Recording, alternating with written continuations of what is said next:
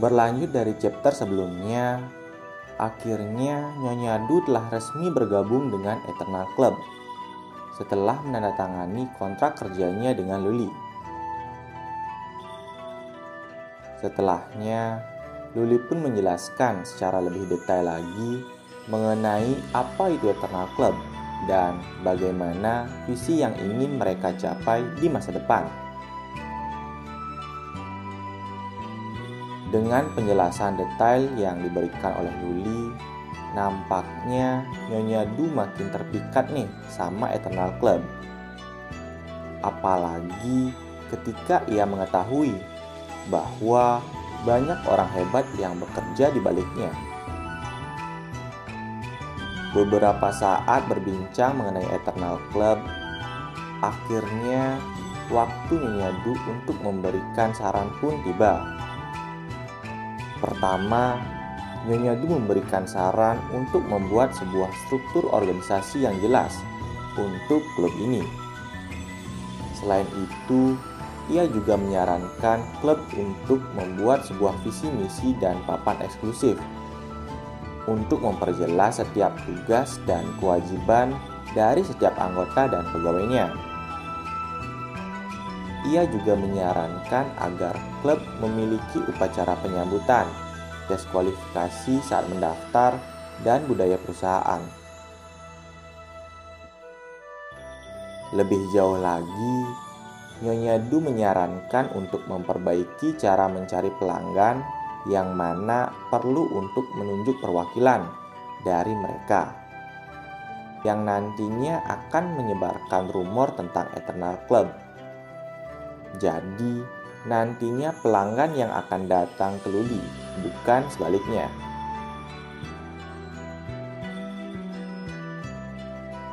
Eits, nggak sampai di sana. Nyonya Du juga memberikan saran tergilanya, yaitu membuat sebuah bank waktu pada masa depan nanti ketika Eternal Club sudah tumbuh cukup kuat. Pada bank ini, orang-orang dari seluruh dunia bisa bebas mendapatkan waktu. Setiap orang juga bisa menjual kepada klub kelebihan waktu mereka. Untuk memastikan saran berikutnya dapat dilakukan atau tidak, Nyonya Du meminta agar Luli mengajak Guru Tang dan Tuan Greta untuk bergabung berdiskusi. Di scene berikutnya, terlihat Tuan Tang dan Tuan Greta yang tengah berdiskusi. Tiba-tiba, mereka dihampiri oleh Tan Yayu yang memberitahu bahwa mereka dipanggil oleh Luli. BTW, tanya Tan Tayu mulus juga ya. Ketika semuanya sudah berkumpul, Nyonya Du pun menjelaskan saran terakhirnya, yaitu adalah membuat sebuah miniatur kota pasir. Miniatur kota pasir ini nantinya akan berisi organisme yang memiliki umur hidup. Dengan memiliki sendiri miniatur ini, Luli tidak perlu lagi susah-susah untuk membeli umur orang lain. Dia cukup mengambil sendiri umur dari organisme yang ia kembangkan di dalam miniatur kota pasir itu. Guru Tang dan Tuan Greta yang mendengar penjelasan itu awalnya sangat terkejut. Namun, setelah ditimbang dengan berbagai macam kemungkinan, nampaknya mereka mulai sedikit optimis untuk menjalankan proyek tersebut. Mendengar hal tersebut tentu membuat Luli sumringah. Bagaimana tidak? Luli nantinya akan memiliki gudang waktunya sendiri dan akan memiliki jumlah waktu yang tidak terbatas.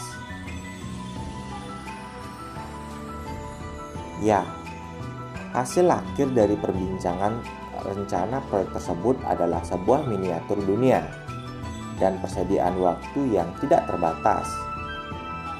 Dan ini disebut sebagai Proyek Genesis oleh Luli. Proyek ini akan menjadi proyek inti dari Eternal Club Tapi ternyata si Luli ini orangnya gugurin banget guys. Karena di akhir pembicaraan, Luli memberikan pesan kepada para pegawainya agar proyek yang dijalankan ini tetap ramah lingkungan. Saat balik ke ruang kerjanya masing-masing, Guru Tang dan Tuan Greta masih sangat terkesima dengan misi tersebut. Melihat kemampuan Eternal Club sekarang dengan dibarengi kekuatan dari Luli, Guru Tang percaya jika misi ini akan sukses.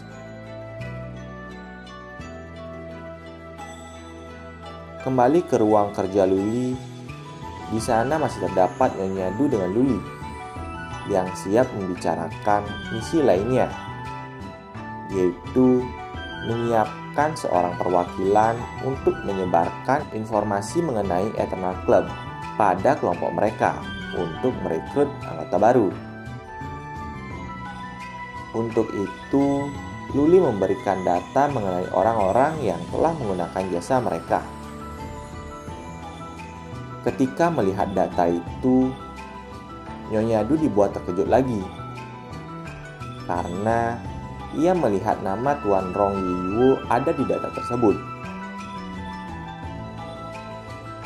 Mempertimbangkan pengaruh yang dimiliki Tetua Rong di dalam negara dan kelompok kelas tinggi lainnya, membuat Nyonya Du menaruh opsi utama pada Tetua Rong.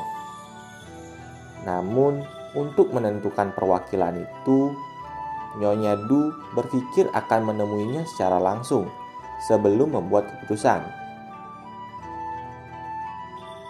Luli yang sudah dibuat kagum sejak kedatangan awal Nyonya Du di klub pun langsung menyetujui hal tersebut.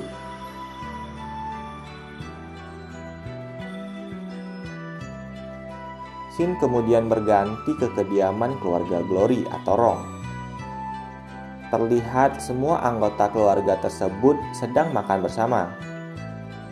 Awalnya keadaan terlihat biasa-biasa saja, sembari mereka membicarakan tentang undangan keluarga Li. Hingga akhirnya Tetua Rong mendapatkan telepon dari markas Eternal Club. Tuan Rong diminta secara personal untuk menemui Luli di markas besar Eternal Club. Sontak saja, kondisi meja makan yang awalnya normal kini berubah menjadi panik seketika. Orang-orang Tuan Rong mengira jika Luli marah karena pertemuan mereka dengan keluarga Cheng bersaudara. Namun, Tetua Rong masih optimis jika panggilannya kali ini bukanlah karena hal tersebut. Apalagi ia merasa jika pihaknya sudah merekam percakapan mereka dengan keluarga Cheng. Panggilan ini bisa saja menjadi anugerah atau kutukan. Kita akan tahu ketika kita ada di sana, kata Tetua Rong. Tanpa perlu berlama-lama, Tuan Rong pun langsung datang mengunjungi markas Eternal Club. Di sana, ia disambut langsung oleh Luli dan konsultan barunya.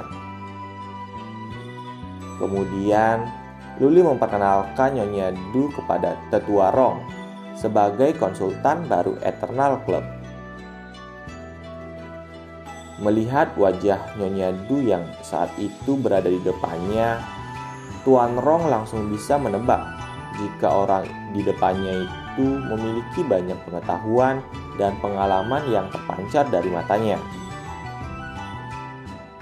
Perbincangan antara dua tokoh hebat ini pun terjadi, yaitu seorang junior yang secara stabil pada akademik dan garis depan politik versus monster tua dari dunia bisnis.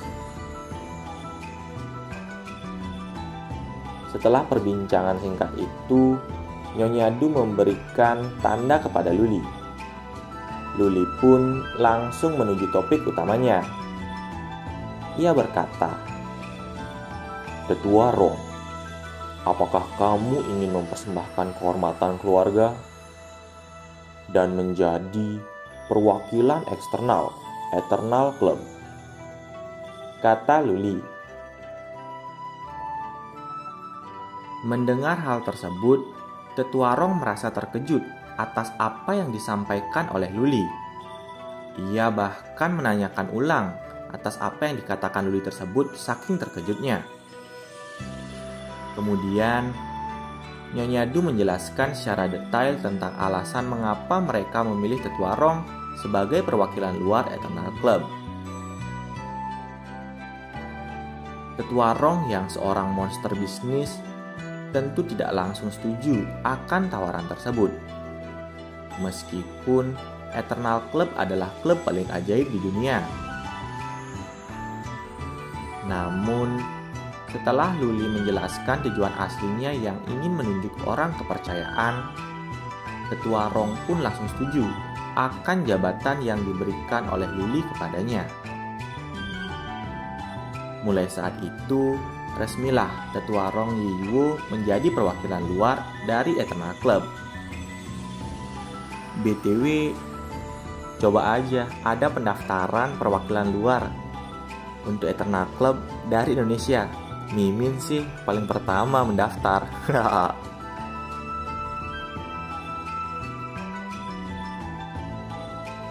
Setelah perginya Tetua Rong, Luli kemudian membicarakan kesepakatan tadi dengan Nyonya Du, yang mana ia tidak menyangka bahwa Tetua Rong akan bimbang.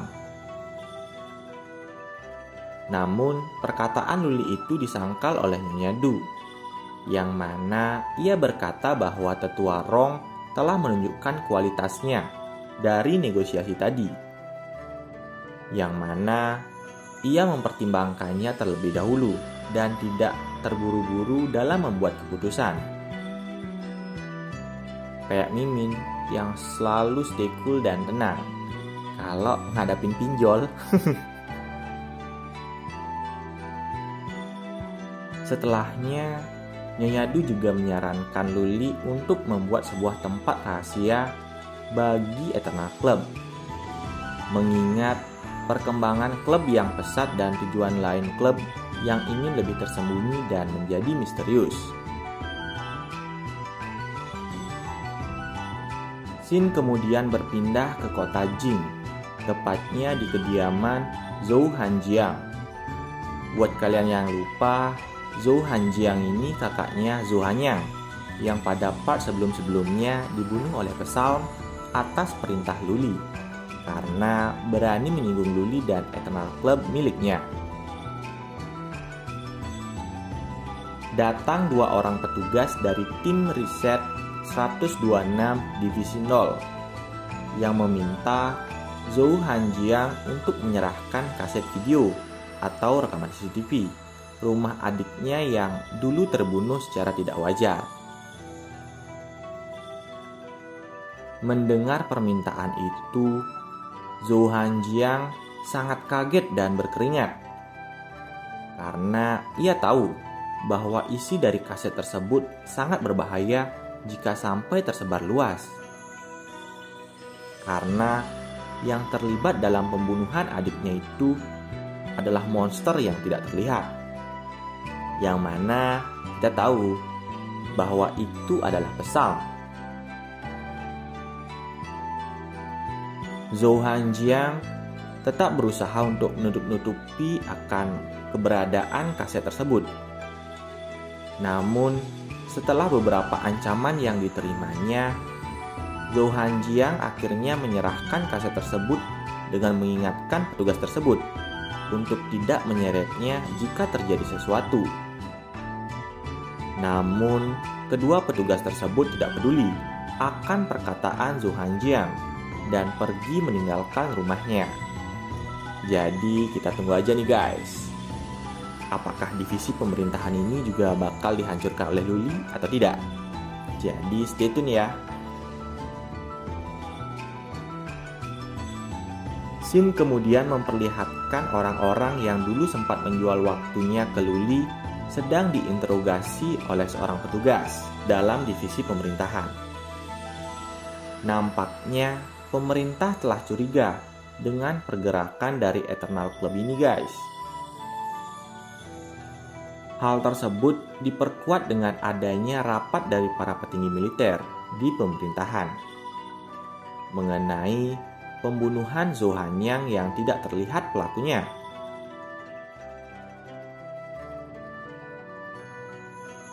Di sisi lain, tepatnya di kediaman Luli atau markas besar Eternal Club, nampak Robert yang sangat tergesa-gesa menuju ruangan Luli. Dalam ruangannya, Luli sedang berbincang dengan Nyonya Du tentang prioritas klub.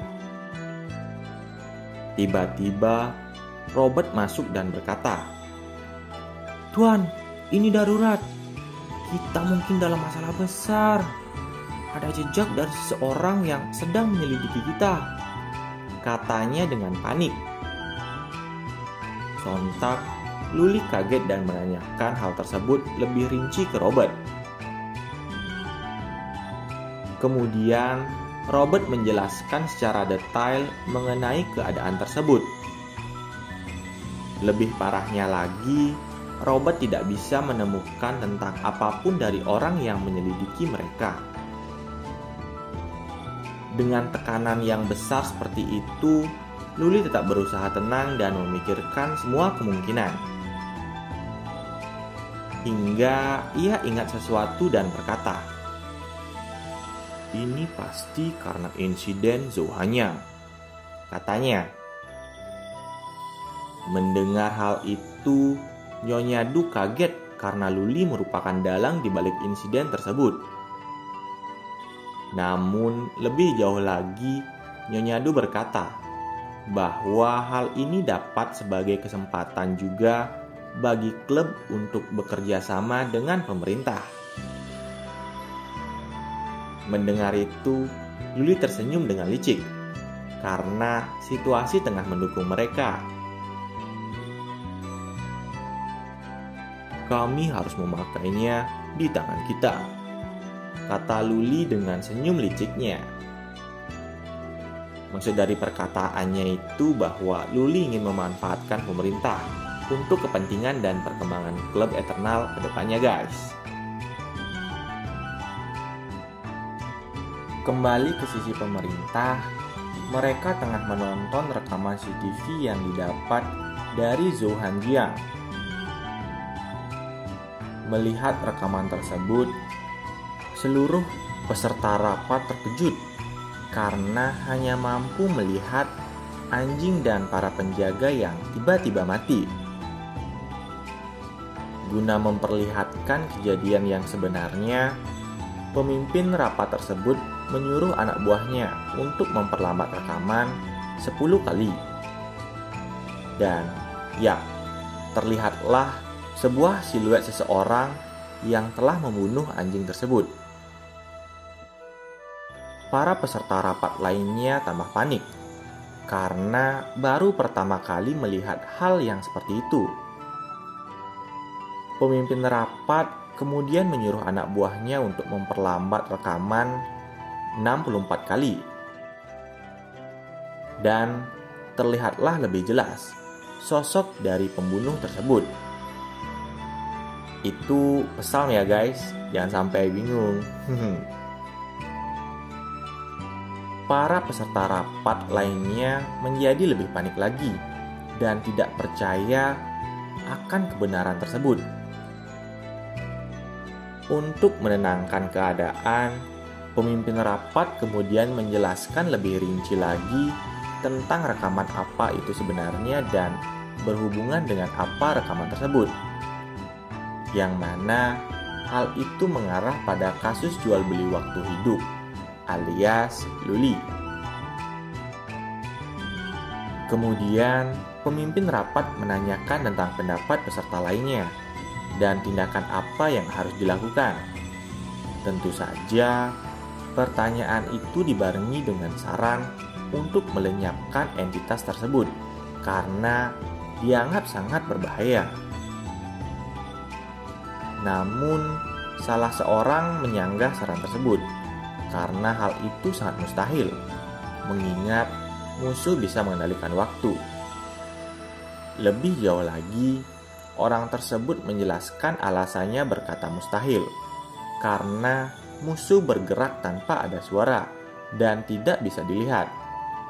Dalam tingkat tertentu, militer tidak akan bisa melawan mereka, dan hasilnya akan menjadi pembantaian sepihak, jelas orang tersebut.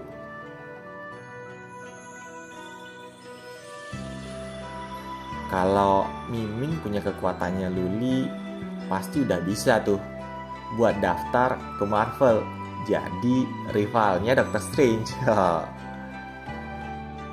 I believe observation and knowledge must predict action.